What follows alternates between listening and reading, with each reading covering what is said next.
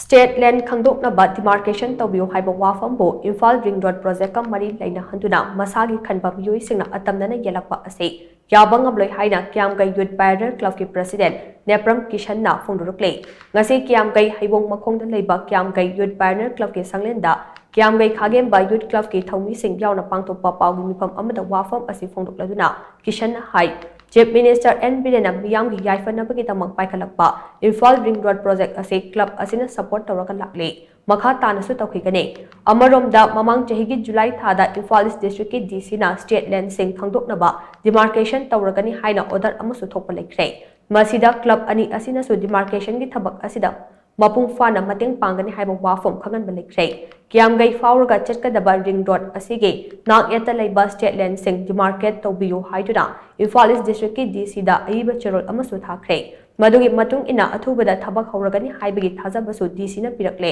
adubu miyamgi yaifanaba thabak tawrakpada mateng pangani hairuba aikhoigi mathakta ngarang Kyamgei da phamkiba mifam amana maral sirakpa asi yaba ngamloi state land khangdoksi haiba aikhoibu tanai kanaba phangnaba Demarcation Tawhanduna Makoi Pata Len Sohan Gadaure Haina Phongdorakpa wapham adu Tabada Nungaite Ngarangi mifam adu da saru yakiba amadi nauna semkiba JAC adugi convener amasong co-convener na chungba pumnamak lambigi yet thangba sarukta leiba Pata Len dagi henjinduna state land da khopchilaga leiba ngaktane masida state land da khopchilaga dukana chungba sajinbasu yaude Haiba JAC adu demarcation tarokpada soklaga daba miyamna sembane makoina phongdorakpa wapham sing chatnaba yaroi Club na state land Khangdoknaba Demarcation Toubiyu haiba wapham ase Pata land soknabagi pandamda oiramba thoklabade maduda lengauna pirakpa chairak harauna logani hainasu Kishan na makatana phongdokhe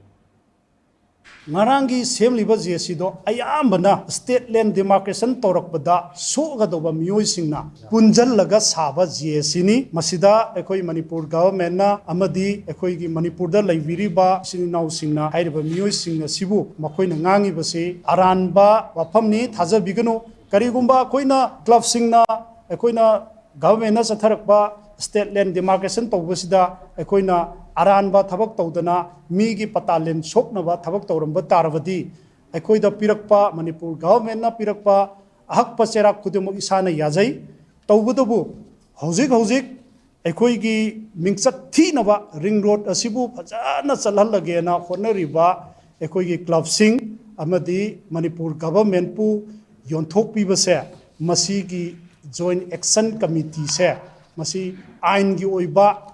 action loveu haibasi